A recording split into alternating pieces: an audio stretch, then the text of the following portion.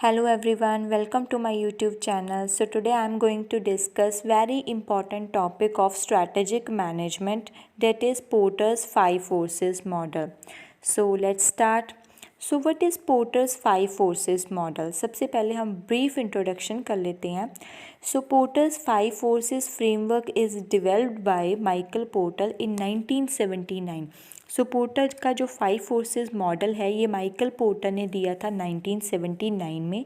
सो आप सबको पता है कि इंडस्ट्री में अगर फर्म्स ग्रो करना चाहती है तो वो कैसे ग्रो करेगी, अगर वो कम्पिटिटिव एडवांटेज लेंगी over it's competitor.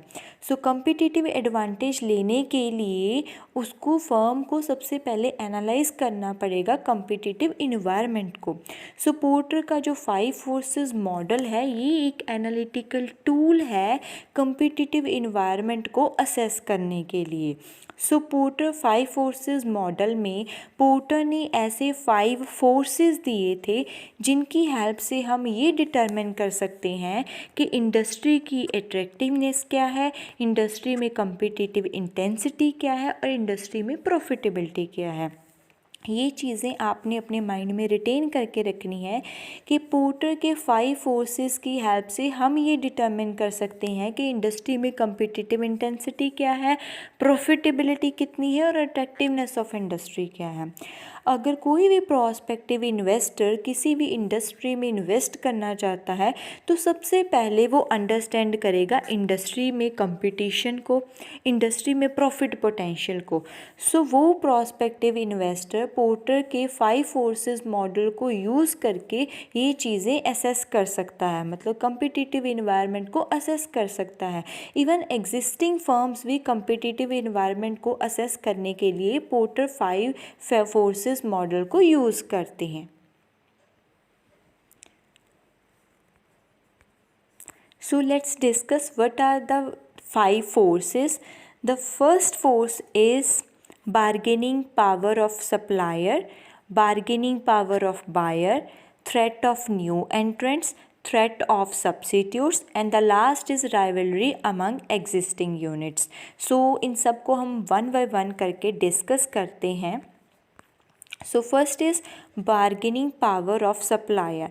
So first of all आप इस चीज़ को अंडरस्टैंड करो कि ये होती है सप्लाई चेन. ठीक है, सप्लाई चेन में क्या होता है कि सबसे पहले एक सप्लायर होता है, वो रॉ मटेरियल सप्लाई करता है. फिर आगे होता है मैन्युफैक्चरर जिसने वो चीज़ को मैन्युफैक्चर करना है. फिर उसके बाद आता है डिस्ट्रीब्यूटर जिसने एक्चुअली वो चीज़ डिस्ट्रीब्यूट करनी है. राइट.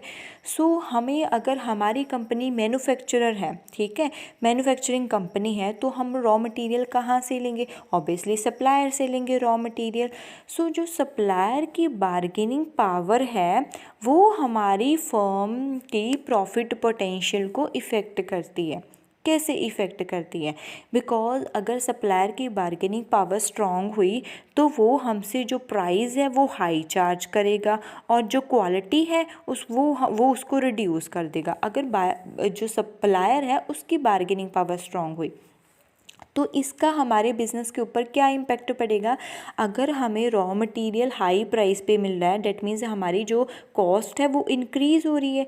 अगर हमारी कंपनी की कॉस्ट इंक्रीज़ हो रही है डेट मीन्स फिर हमारा जो प्रॉफिट है वो डाउन चला जाएगा, हमारा प्रॉफिट फिर डाउन चला जाएगा.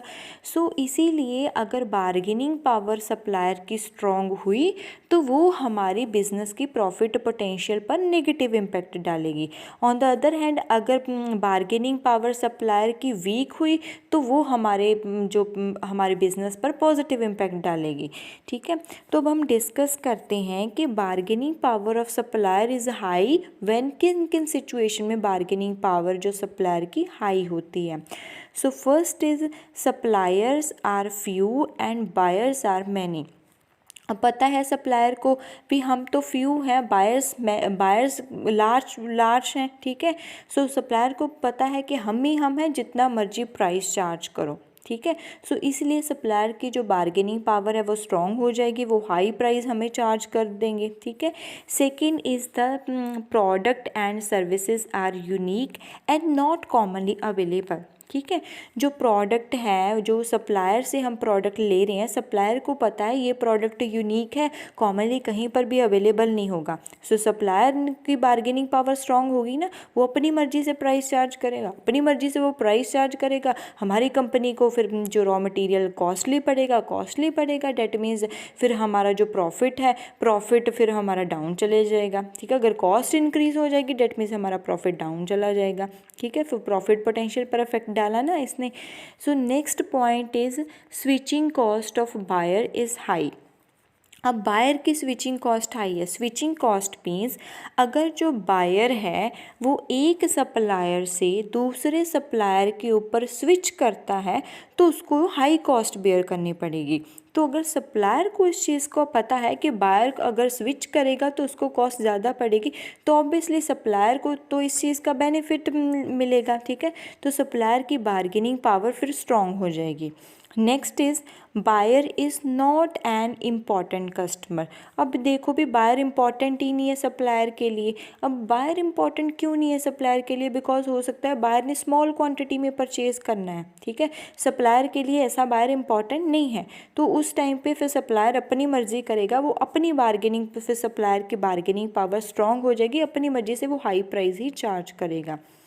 Next is supplier have the ability to integrate forward. ठीक है, सो इसका क्या मतलब होता है? इंटीग्रेट फॉरवर्ड का क्या मतलब होता है मैं ब्रीफ में आपको बता देती हूँ। सो ये एक सप्लायर है। ठीक है, सप्लायर ने क्या करना है? हमें रॉ मटेरियल सप्लाई करना है। ठीक है, सो सप्लायर ने रॉ मटेरियल किसको सप्लाई करना है? मैन्युफैक्चरर को। ठीक है, तो अगर सप्लायर बोलता है कि ये मेरी टर्म्स एंड कंडीशंस है, हाई प्राइस पे ही मैं आपको गुड्स दूंगा, तो मैन्युफैक्चरर अगर मना भी करता है तो सप्लायर की बार्गेनिंग पावर स्ट्रॉन्ग ही रहेगी अगर सप्लायर में ये एबिलिटी है कि वो फॉरवर्ड इंटीग्रेट कर सकता है। मतलब वो रॉ मटेरियल के साथ साथ वो उस चीज़ को मैन्युफैक्चर भी कर सकता है। ठीक है, तो जैसे इसकी एग्जांपल है कि रैनबैक्सी लेबॉर्ट्री जो थी पहले वो रॉ मटेरियल प्रोड्यूस करती थी, उसके बाद उन्होंने क्या किया? फॉरवर्ड इंटीग्रेट कर लिया। डैट मीन्स फिर उन्होंने जो लार्ज क्वांटिटी में ड्रग्स की मैन्युफैक्चरिंग करनी भी स्टार्ट कर दी। तो अगर सप्लायर में एबिलिटी है कि वो फर्दर स्टेज पर जाकर मैन्युफैक्चरिंग भी कर सकता है तो फिर सप्लायर अपन की बार्गेनिंग पावर स्ट्रॉन्ग रहेगी। बिकॉज सप्लायर को पता है अगर मैन्युफैक्चर मेरे से नहीं भी परचेज़ करता, मेरी एबिलिटी है कि ये मैं अपने रॉ मटेरियल यूज़ करके मैं इस चीज़ को मैन्युफैक्चर भी कर सकता हूँ। So right, so the second force is bargaining power of buyer. So bargaining power of buyer in an industry affect the competitive environment for the seller and influence the seller's ability to achieve profitability. ठीक है, तो अगर buyer जो है, buyer की bargaining power strong हुई तो वो जो इंडस्ट्री में जो सेलर है, सेलर की प्रॉफिटेबिलिटी को इफ़ेक्ट करेगा। सो कैसे इफ़ेक्ट करेगा? बिकॉज अगर बायर की बार्गेनिंग पावर स्ट्रॉन्ग हुई तो वो सेलर पर प्रेशर डालेगा कि उसको लो प्राइस दो। ठीक है, क्वालिटी उसको अच्छी दो, इम्प्रूव्ड क्वालिटी प्रोडक्ट दो, लो प्राइस पे दो। ठीक है, उसको बेटर सर्विसेज दो, डिस्काउंट दो। बायर प्रेशर डालेगा सेलर के ऊपर कि मुझे प्राइस भी लो दो, मुझे क्वालिटी भी अच्छी दो, मुझे डिस्काउंट्स भी दो, मुझे ऑफर्स भी दो, बेटर सर्विसेज भी दो। ठीक है, तो इससे होगा क्या? बेचारा जो सेलर है, सेलर की तो कॉस्ट इंक्रीज हो जाएगी ना। सो इट मीन्स जो strong buyer can make a industry more competitive and decrease profit potential for the seller. So अगर बार्गेनिंग पावर बायर की स्ट्रॉन्ग हुई तो वो सेलर पर प्रेशर डालेगा कि उसको कम प्राइस पे चीज़ दो, जिसकी कॉस्ट सेलर को बेयर करनी पड़ेगी। इंडस्ट्री में ज़्यादा कंपटीशन आ जाएगा। ठीक है, जिससे क्या होगा? जो सेलर बेचारे की जो प्रॉफिट पोटेंशियल है वो डिक्रीज़ हो जाएगी। सो इट मीन्स जो बार्गेनिंग पावर ऑफ बायर है वो भी इंडस्ट्री में जो फर्म्स हैं उनकी प्रॉफिट पोटेंशियल को इफ़ेक्ट करती है। ठीक है, so bargaining power of buyer is high when, जो कब होती है बार्गेनिंग पावर बायर की स्ट्रॉन्ग होती कब है? ठीक है, किन किन सिचुएशंस में उसकी बार्गेनिंग पावर स्ट्रॉन्ग होती है? So first is buyer are few in number. Buyer को पता है फ्यू है, सप्लायर्स उस चीज़ के बहुत हैं, बायर फ्यू है, ठीक है। तो बायर को पता है परचेज तो हमने ही करना है, ठीक है, तो उसकी ऑब्वियसली बार्गेनिंग पावर स्ट्रांग हो जाएगी। उसको पता है कोई और तो हमारे अलावा कोई और तो है नहीं जो इससे परचेज करेगा, ठीक है, तो उसकी बार्गेनिंग पावर स्ट्रांग होगी। Next is the buyer place large order. अब बायर ने लार्ज ऑर्डर प्लेस करना है तो ऑब्वियसली वो बार्गेन करेगा। अब हम भी शॉप्स पर जाते हैं, अगर हमने लार्ज क्वांटिटी में कोई चीज़ परचेज़ कर ली तो हम उसको बोलते हैं ना, ये अरे भाई इतना सारा परचेज़ किया, मुझे डिस्काउंट तो थोड़ा बहुत तो डिस्काउंट दो, मुझे कुछ तो ऑफ़र दो, ठीक है। तो अगर बायर ने लार्ज ऑर्डर प्लेस किया है तो ऑब्वियसली उसकी बार्गेनिंग पावर स्ट्रांग होगी। Next is alternative suppliers are present. अब बहुत से सप्लायर्स प्रेजेंट है मार्केट में, हाँ ठीक है। अगर एक उसको बायर को उसकी टर्म्स एंड कंडीशंस पे नहीं देता कोई प्रोडक्ट और सर्विस तो वो दूसरे पे शिफ्ट कर जाएगा, ठीक है। तो उसको बायर को पता है कि और बहुत से अवेलेबल हैं, किसी एक से नहीं मिलता, मैं दूसरे पर शिफ्ट कर जाऊँगा, तो उसकी बार्गेनिंग पावर स्ट्रांग होगी। तो वो बोलेगा कम प्राइस पे देना है तो अदरवाइज़ मैं दूसरे पर चले जाऊँगा, ठीक है। The fourth is the switching cost of buyer is low, ठीक है। बायर की स्विचिंग कॉस्ट लो का मतलब ये है कि बायर अगर एक सेलर से दूसरे सेलर के ऊपर स्विच करता है तो उसको जो स्विच करने की कॉस्ट है वो बहुत लो है, ठीक है। तो उसको पता है अगर एक से मुझे लो प्राइस पे क्वालिटी प्रोडक्ट नहीं मिलता तो मैं दूसरे के ऊपर स्विच कर जाऊंगा, ठीक है। तो इसीलिए फिर वो ज़्यादा बार्गेन करेगा। नेक्स्ट इज़ स्टैंडर्ड और अनडिफ्रेंशिएटेड प्रोडक्ट, ठीक है। अब प्रोडक्ट ही अनडिफ्रेंशिएटेड है, देखो अगर तो कोई सेलर यूनिक प्रोडक्ट देगा, ठीक है, तो कस्टमर लॉयल्टी होती है, हम उसी से प्रोडक्ट परचेज, बायर जो है उसी से प्रोडक्ट परचेज करता है अगर कोई यूनिक दे, ठीक है, तो वो और किसी के ऊपर शिफ्ट नहीं होता। बट अगर प्रोडक्ट ही अनडिफ्रेंशिएटेड है, प्रोडक्ट में कोई डिफरेंस ही नहीं है, फिर चाहे जिससे मर्जी परचेज करो, चाहे इस सेलर से परचेज करो, सेलर बी से परचेज करो, सेलर सी से परचेज करो, जिससे मर्जी करो, ठीक है। तो जब प्रोडक्ट अनडिफ्रेंशिएटेड है, कोई डिफरेंस है ही नहीं, तो उस सिचुएशन में bargaining power of buyer strong होती है, बिकॉज उसको पता है एक से ये प्रोडक्ट नहीं मिलेगा तो दूसरे से मिल जाएगा, ठीक है। तो प्रोडक्ट तो सेम ही है, ठीक है, तो उस सिचुएशन में बार्गेनिंग पावर स्ट्रांग होगी। Next is a buyer is price sensitive and well educated about the product. अब जो बायर है ना उसको प्रोडक्ट के बारे में पूरी नॉलेज है और वो प्राइस सेंसिटिव है, प्राइस उसके लिए बहुत ही इंपॉर्टेंट है, तो ऑब्वियसली फिर उसके लिए बार्गेन करेगा, ठीक है। Next is buyer have ability to integrate backward, ठीक है। बायर में एबिलिटी है कि वो बैकवर्ड इंटीग्रेट कर सकता है, मतलब अगर इस सिचुएशन में है, ठीक है, तो बैकवर्ड वो इंटीग्रेट कर सकता है। अब बैकवर्ड इंटीग्रेट करने का क्या मतलब है, अगर सपोज़ करो हम यहाँ पर एग्जांपल ले लेते हैं, कोई टेक्सटाइल मैन्युफैक्चरर है, ठीक है, टेक्सटाइल मैन्युफैक्चरर है, ये टेक्सटाइल क्या करती है, मैन्युफैक्चरिंग करनी है इसने, ठीक है। तो मैन्युफैक्चरिंग करने के लिए ये पीछे से क्या परचेज करती है, क्लॉथ, ये इसने परचेज करना है थ्रेड, ठीक है। सो इसने परचेज करना है थ्रेड, परचेज करेगी, ठीक है। तो अगर तो वो थ्रेड इसको इसकी टर्म्स एंड कंडीशन पे प्राइस पे कम प्राइस पे दे रहा है तो ठीक है, अदरवाइज़ फिर क्या है, इसको पता है जो टेक्सटाइल मैन्युफैक्चरर है इसको पता है तो मैं बैकवर्ड इंटीग्रेट भी कर सकता हूँ, मतलब मैं थ्रेड भी खुद ही प्रोड्यूस कर सकता हूँ, ठीक है, थ्रेड भी खुद ही प्रोड्यूस कर सकता हूँ, ठीक है। तो उस सिचुएशन में जो बार्गेनिंग पावर ऑफ बायर की स्ट्रॉन्ग हो जाएगी, उसको पता है अगर ये चीज़ मुझे मेरी टर्म्स पे नहीं देता, मुझे लो प्राइस पे नहीं देता, तो ये चीज़ मैं खुद भी प्रोड्यूस कर सकता हूँ, मेरे में इतनी एबिलिटी है। तो उस सिचुएशन में भी बार्गेनिंग पावर ऑफ बायर क्या हो जाएगी, स्ट्रॉन्ग हो जाएगी, ठीक है। तो इसमें सिंपल ये था कि अगर बार्गेनिंग पावर बायर की स्ट्रॉन्ग हुई तो जो सेलर की जो प्रॉफिटेबिलिटी पर नेगेटिव इम्पैक्ट पड़ेगा। ऑन द अदर हैंड अगर बार्गेनिंग पावर जो बायर है उसकी वीक हुई तो फिर पॉजिटिव इम्पैक्ट पड़ेगा, ठीक है। So third force is threat of substitute product, ठीक है। So substitute product refers to product in other industries performing the same function as the original product. Substitute product में limit the profit potential of company.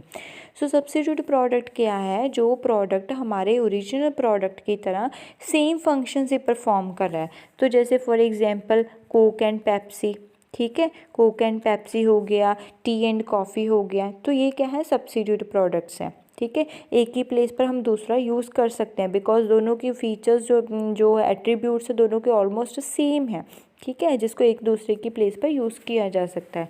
तो अगर तो बहुत सारे substitutes हुए तो ये इंडस्ट्री की प्रॉफिट पोटेंशियल को लिमिट कर देगा, ठीक है। कैसे? बिकॉज अगर तो हम कोई सब्स्टिट्यूट नहीं हुआ तो हम अपनी मर्ज़ी से, कोई भी फर्म अपनी मर्ज़ी से अपनी कॉस्ट कवर करके प्राइस कस्टमर से चार्ज कर सकती है और अपने प्रॉफिट को इंक्रीज़ कर सकती है। बिकॉज अगर उसके अगर बहुत सारे सब्स्टिट्यूट्स अवेलेबल हुए उस चीज़ के, ठीक है, तो फिर सब जो कंपटीटर को देखकर हमें प्राइस फिक्स करना पड़ेगा, सब कुछ करना पड़ेगा कंपटीटर के मूव को देखते हुए, ठीक है। तो इससे क्या होगा? अगर सब्स्टिट्यूट्स ज़्यादा हो गए, ठीक है, तो उससे हम जो इंडस्ट्री की प्रॉफिट पोटेंशियल है वो लो हो जाएगी, ठीक है। तो threat of substitute product is high when, किन किन सिचुएशन में जो सब्स्टिट्यूट का थ्रेट है वो हाई होता है? First is price of substitute product is lower, ठीक है। जो सब्स्टिट्यूट प्रोडक्ट है उसका प्राइस वो लो है। Quality and performance of substitute product is high, price low है और क्वालिटी जो है उसकी हाई है, क्वालिटी हाई है, प्राइस लो है। Third is cost of switching from use of X to substitute of X is minimal, ठीक है। तो अगर वो एक्स से एक्स के सब्स्टिट्यूट के ऊपर स्विच करता भी है तो उसकी कॉस्ट जो है बहुत मिनिमल है। डैट मीन्स अगर वो कोक से पेप्सी के ऊपर स्विच करता है तो उसको बहुत मिनिमम कॉस्ट आएगी या उसको कॉस्ट आएगी नहीं स्विच करने की, तो उस टाइम पे सब्स्टिट्यूट का थ्रेट हमें ज़्यादा है। Next is substitute product are being produced by industries earning superior profit. So substitute products वो इंडस्ट्रीज़ प्रोड्यूस कर रही हैं जो ऑलरेडी सुपीरियर प्रॉफिट अर्न करती हैं। हम अपने प्रोडक्ट का अगर प्राइस लो करेंगे तो वो तो हमसे भी लो कर देंगे, सारे कस्टमर्स तो उसके प्रोडक्ट के ऊपर शिफ्ट हो जाएंगे, हमारे सब्स्टिट्यूट के ऊपर शिफ्ट हो जाएंगे, ठीक है, उनसे फिर कम्पीट करना हमें डिफ़िकल्ट हो जाएगा, ठीक है।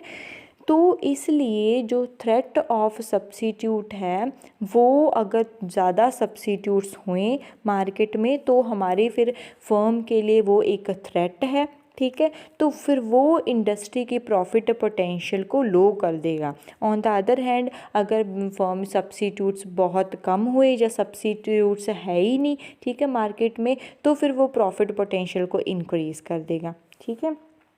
तो इसीलिए जो सब्स्टिट्यूट प्रोडक्ट है वो भी इंडस्ट्री में फर्म्स की इंडस्ट्री की प्रॉफिट पोटेंशियल को इफ़ेक्ट करता है। So fourth force is threat of new entrants, ठीक है। New entrant industry faces the threat of new entrant if profit potential would be limited, ठीक है। सो अगर इंडस्ट्री में कोई न्यू फर्म एंटर होगी, कोई न्यू एंट्रेंट आ गया तो इंडस्ट्री की जो प्रॉफिट पोटेंशियल है वो लिमिटेड हो जाएगी। लिमिटेड क्यों हो जाएगी प्रॉफिट पोटेंशियल? बिकॉज अगर जो न्यू एंट्रेंट आएगा वो कैपेसिटी को ऐड करेगा, इन्फ्लेट कर देगा कॉस्ट को, प्राइसेस को पुश करेगा डाउन, ठीक है। अब कैसे? ठीक है, अगर सपोज़ जो न्यू एंट्रेंट इंडस्ट्री में एंटर हुआ है उसने प्राइस अपने प्रोडक्ट का कम रखा तो हमारे जो एग्जिस्टिंग फर्म्स हैं उनके सारे कस्टमर्स तो उसके प्रोडक्ट के ऊपर शिफ्ट हो जाएंगे। सो इसीलिए अगर न्यू एंट्रेंट ऐड होता है इंडस्ट्री में तो हमें जो एग्जिस्टिंग फर्म्स हैं उनको प्राइजेस जो हैं उनको डाउन करना पड़ता है, ठीक है, पुश प्राइजेस डाउन, ठीक है, ताकि कस्टमर जो न्यू एंट्रेंट के ऊपर शिफ्ट ना हो। अगर प्राइजेस डाउन करेंगे तो इससे क्या होगा, हमारी जो कॉस्ट है वो इंक्रीज़ हो जाएगी, कॉस्ट इंक्रीज़ हो जाएगी, डैट मीन्स फिर हमारा जो प्रॉफिट है वो डाउन हो जाएगा, ठीक है। सो डैट मीन्स अगर न्यू एंट्रेंट इंडस्ट्री में एंटर होता है तो इंडस्ट्री की जो प्रॉफिट पोटेंशियल है वो लिमिटेड हो जाती है। ठीक है। सो न्यू एंट्रेंट भी इंडस्ट्री की प्रॉफिट पोटेंशियल के ऊपर इफ़ेक्ट डालता है। ठीक है। बट ना न्यू एंट्रेंट जो होता है इसका threat of new एंट्रेंट is low if the entry barrier confer an advantage on existing firms and debtor new एंट्रेंट। अगर एंट्री बैरियर लगा दी जाए ना तो न्यू एंट्रेंट के थ्रेट को कम किया जा सकता है। ठीक है, मतलब वो एंटर नहीं कर सकते फिर। अब entry barrier is high when, so किस किस सिचुएशन में एंट्री बैरियर हाई होती है।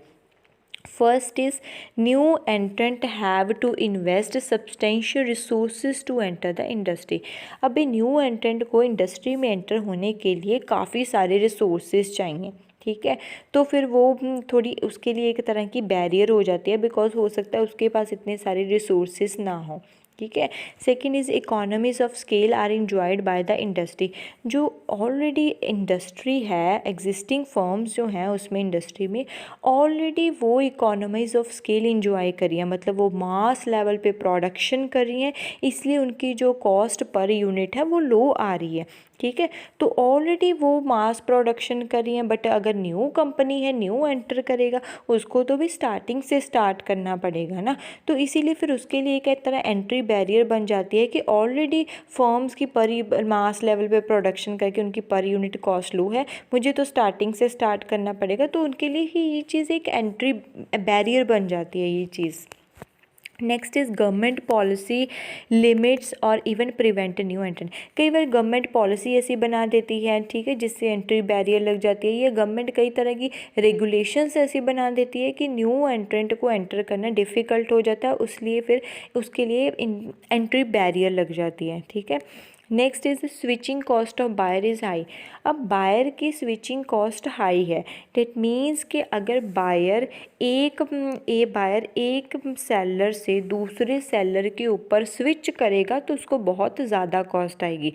मतलब अगर एग्जिस्टिंग से न्यू के ऊपर स्विच करेगा तो उसको कॉस्ट ज़्यादा आएगी। डेट मीन्स बायर नहीं शिफ्ट करेगा ना। तो अगर न्यू एंट्रेंट को इस चीज़ का पता है कि switching cost of buyer high है, तो फिर उसके लिए एक तरह की एंट्री बैरियर बन जाती है। ठीक है, एंट्री के लिए बैरियर आ जाता है कि फ़ायदा नहीं है इंडस्ट्री में एंटर करने का। Next is existing firms control the distribution channel. ठीक है, जो एग्जिस्टिंग फर्म्स हैं उन्होंने डिस्ट्रीब्यूशन चैनल को बुरी तरह कंट्रोल करके रखा हुआ है। जैसे लेस हैं, ठीक है, अब लेस का डिस्ट्रीब्यूशन चैनल इतना अच्छा है कि हमें आर्म्स लेंथ पर लेस मिल जाते हैं। ठीक है, मतलब नियर किसी भी शॉप पर लेस मिल जाते हैं। ठीक है, अब लेस का कंपटीटर अगर कोई न्यू एंट्रेंट मार्केट में एंटर करना चाहे तो उसके लिए थोड़ी एंट्री बैरियर लग जाती है ना, कि लेस ने तो ऑलरेडी डिस्ट्रीब्यूशन चैनल पर काफ़ी कंट्रोल किया हुआ है। ऐसे हो सकता है कि benefit from product differentiation in the form of brand image and customer loyalty. जो एग्जिस्टिंग फर्म्स हैं वो उनका ऑलरेडी ब्रांड एस्टेब्लिश हो चुका है। ठीक है, तो न्यू एंट्रेंट के लिए फिर एक तरह की बैरियर लग जाती है। जैसे मैं बोलूँ कि Johnson and Johnson baby care products देता है। ठीक है, सो जॉनसन एंड जॉनसन एक का ब्रांड एस्टेब्लिश हो चुका है, कस्टमर की लॉयल्टी गेन की हुई है जॉनसन एंड जॉनसन ने। तो न्यू एंट्रेंट के लिए फिर एक बैरियर बन जाती है कि इसमें फ़ायदा नहीं है एंटर करने का, बिकॉज जॉनसन एंड जॉनसन काफ़ी पुराना है, ब्रांड इमेज बन चुकी है, उसका प्रोडक्ट में थोड़ी डिफ्रेंसीशन भी है और कस्टमर की लॉयल्टी है। फिर जो न्यू एंट्रेंट है उसके लिए फिर ये चीज़ एक बैरियर बन जाती है। Next is patent and proprietary knowledge of existing firms. जो एग्जिस्टिंग फर्म्स हैं ना उन्होंने अपने जो टेक्नोलॉजी है एंड और सारी चीज़ें उनको पेटेंटेड करवाया हुआ है। ठीक है, तो अगर न्यू एंट्रेंट एंटर हुआ भी तो उसको तो यूज़ कर नहीं सकता जो चीज़ पेटेंट ऑलरेडी एग्जिस्टिंग फर्म्स ने जिस चीज़ का पेटेंट ले लिया है। ठीक है, तो फिर वो चीज़ अगर पेटेंट एग्जिस्टिंग फर्म्स के पास पेटेंट्स हैं, ठीक है, तो न्यू फर्म्स के लिए, न्यू एंट्रेंट के लिए ये एक तरह की बैरियर बन जाती है। ठीक है, so simply threat of new एंट्रेंट में ये था कि अगर तो न्यू एंट्रेंट का मतलब अगर तो एंट्री बैरियर हाई हुई, ठीक है, तो फिर फ़ायदा है, जो एग्जिस्टिंग है उनको फ़ायदा है, एग्जिस्टिंग की जो प्रॉफिट पोटेंशियल है वो डाउन नहीं जाएगी बिकॉज न्यू एंटर नहीं कर सकता। बट अगर न्यू एंटर मार्केट में एंटर कर गया तो फिर जो एग्जिस्टिंग जो इंडस्ट्री है उसकी जो प्रॉफिट पोटेंशियल है फिर वो लिमिटेड हो जाएगी। ठीक है, so the fifth force is rivalry among existing units. ठीक है, so rivalry means existing firms competing aggressively on the basis of price, quality, promotion, service, warranties and so on। So rivalry का मतलब होता है कि जो एग्जिस्टिंग फर्म्स हैं, जो इंडस्ट्री में एग्जिस्टिंग फर्म्स हैं ना, वो आपस में बहुत ज़्यादा compete कर रही हैं। किसके लिए compete कर रही हैं? प्राइस के बेसिस पर, क्वालिटी के बेसिस पर, प्रमोशन के बेसिस पर, सर्विसेज, वारंटीज़, इन सब चीज़ों के लिए आपस में बहुत ही ज़्यादा compete कर रही हैं। ठीक है, सो अगर तो if rivalry between the firms in an industry is strong, competitive moves and counter moves dampen the average profitability of the industry। अगर इतनी ज़्यादा राइवलरी स्ट्रॉन्ग हुई तो फिर क्या होगा कि जो इंडस्ट्री की जो प्रॉफिटेबिलिटी है वो एवरेज सी रहेगी। बिकॉज होगा क्या, इतनी ज़्यादा राइवलरी है, सब क्या कर रही है, अपने एक प्राइस कम कर रहा है, बी कंपनी उससे भी ज़्यादा प्राइस कम करी है ताकि compete करने के लिए, एक ने बहुत प्रमोशन करी, बी कंपनी ने उससे भी ज़्यादा प्रमोशन के ऊपर एक्सपेंसेस कर दिए। ठीक है, तो अल्टीमेटली होगा क्या, उनकी कॉस्ट इंक्रीज़ करेगी, डेट मीन्स कि उनका जो प्रॉफिट है फिर इंडस्ट्री का प्रॉफिट डाउन चला जाएगा। समटाइम्स तो ऐसा होता है कि इतनी ज़्यादा राइवलरी की वजह से इतना ज़्यादा उनमें एग्रेसिव कंपटीशन होता है कि इंडस्ट्री का जो प्रॉफिट है वो ज़ीरो हो जाता है। ठीक है, तो क्या इसका क्या इम्पैक्ट पड़ता है बिज़नेस के ऊपर कि अगर तो ज़्यादा राइवलरी हुई, ज़्यादा इंडस्ट्री में ज़्यादा फर्म्स हुई जो एक दूसरे से compete करती है, राइवलरी उनमें ज़्यादा हुई, तो फिर जो इंडस्ट्री की प्रॉफिटेबिलिटी पर नेगेटिव इम्पैक्ट पड़ेगा, मतलब एवरेज सी प्रॉफिटेबिलिटी होगी। अगर राइवलरी नहीं हुई तो फिर क्या होगा, पॉजिटिव इम्पैक्ट पड़ेगा, प्रॉफिट ज़्यादा आएगा अगर नहीं राइवलरी हुई। ठीक है, तो वो क्वेश्चन ये अराइज होता है, राइवलरी कब ज़्यादा होती है। ठीक है, rivalry in an industry tends to be high when, so किस किस सिचुएशन में राइवलरी ज़्यादा होती है, when the number of competitors in a industry is large. ठीक है, अब जो नंबर ऑफ कंपटीटर्स हैं वो बहुत ही ज़्यादा हैं। ठीक है, जितने ज़्यादा कंपटीटर ज़्यादा होंगे उतनी ज़्यादा उनमें राइवलरी आएगी, उतनी फिर एग्रेसिवली वो एक दूसरे के साथ प्राइस के लिए, क्वालिटी के लिए, प्रमोशन के लिए, सर्विस, वारंटी, गारंटी सब के लिए compete करेंगे। Right, second is high exit barrier in the industry. अभी एग्जिट बैरियर हाई है, मतलब वो इंडस्ट्री से जो फर्म्स हैं वो इंडस्ट्री से एग्जिट तो कर नहीं सकती, उनको रहना तो इंडस्ट्री में ही स्टे करना पड़ेगा। तो इंडस्ट्री में अगर स्टे करना है तो उनको फिर उनको अच्छी परफॉर्मेंस देनी पड़ेगी ना, compete तो करना पड़ेगा। फिर इसलिए राइवलरी ज़्यादा हो जाएगी। compete कैसे करेंगे, फिर ऐसे ही करेंगे, प्राइस के लिए, क्वालिटी के लिए एक दूसरे के साथ एग्रेसिवली compete करेंगे, लड़ेंगे। ठीक है, next is a slow market growth. ठीक है, अब मार्केट की जो ग्रोथ है वो स्लो है, हर एक फर्म ठीक है compete करेगी मार्केट शेयर लेने के लिए। सो जब हर कोई compete करेगा मार्केट शेयर लेने के लिए तो फिर क्या होगा, राइवलरी हाई हो जाएगी। Next is firm use competitive weapons. अब जो इंडस्ट्री में जो एग्जिस्टिंग फर्म्स है ना वो कम्पिटिटिव वेपन यूज़ करती हैं।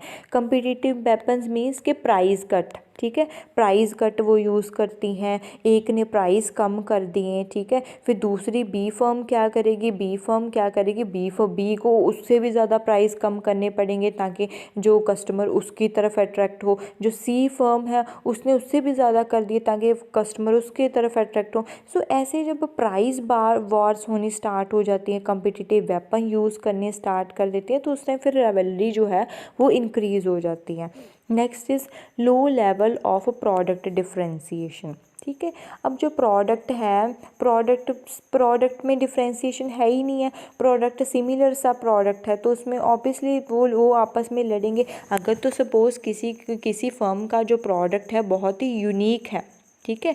तो फिर ऑब्वियस ही बात है कि कस्टमर उसके प्रोडक्ट की तरफ ही अट्रैक्ट होंगे, फिर इतना ज़्यादा कंपटीशन होगा नहीं वहाँ, ठीक है, अगर किसी का यूनिक है। बट अगर प्रोडक्ट यूनिक है ही नहीं, प्रोडक्ट डिफ्रेंसीशन बहुत लो है, सिमिलर सा ही प्रोडक्ट है सभी के पास, फॉर्म ABCD जितनी भी इंडस्ट्री में फॉर्म्स हैं सबके पास सिमिलर सा प्रोडक्ट है, ठीक है, प्रोडक्ट डिफ्रेंसीशन नहीं है, तो फिर राइवलरी ज़्यादा होगी, वो ज़्यादा एग्रेसिवली compete करेंगे कि मेरी तरफ कस्टमर अट्रैक्ट हों, हर कोई चाहेगा मेरी तरफ कस्टमर अट्रैक्ट हों, तो उनमें फिर राइवलरी ज़्यादा इंक्रीज़ होगी।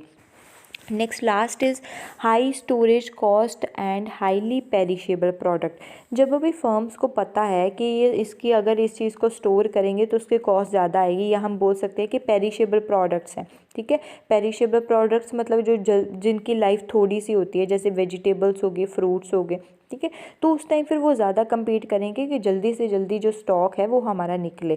जैसे हम भी अपनी डेली रूटीन लाइफ में देखते हैं कि अगर हम फ्रूट्स परचेज़ करने जाते हैं, वहाँ पर कई सारी मार्केट में रेडीज़ लगी होती हैं, एक रेडी पे हम क्या एप्पल्स पूछते हैं, ठीक है, तो वो हमें बोलता है कि 100 रुपीज़ पर केजी है, तो साथ वाला क्या बोलता है कि मैं 90 पर केजी दूंगा आपको, ठीक है, 90 रुपीज़ पर केजी दूंगा। तो मतलब वहाँ क्या प्रोडक्ट, तो वहाँ पर भी एप्पल्स है, वहाँ पर भी एप्पल्स हैं, ठीक है, तो उनको पता है ये पेरिशेबल हो जाने हैं, ज़्यादा टाइम तक ये नहीं रह सकती, ठीक है, इनकी स्टोर करने की कॉस्ट भी ज़्यादा है, तो वहाँ पर फिर कंपटीशन ज़्यादा हो जाता है, ठीक है, राइवलरी जो है वो ज़्यादा हो जाती है।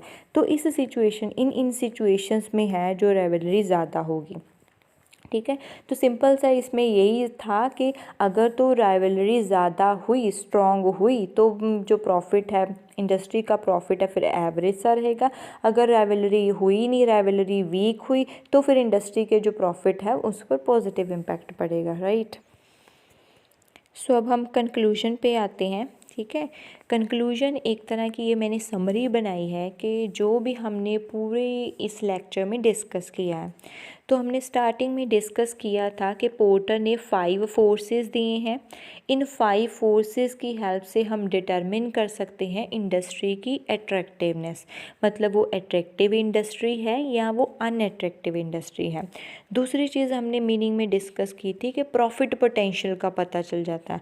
ऑब्वियसली जो अट्रैक्टिव इंडस्ट्री होगी उसमें हाई प्रॉफिट पोटेंशियल होगा और अनअट्रैक्टिव इंडस्ट्री में लो प्रॉफिट पोटेंशियल होगा। सो कैसे हमने ये 5 फैक्टर्स की हेल्प से ये 2 चीज़ें डिटरमिन की, वो मैंने एक समरी सी बना दी है।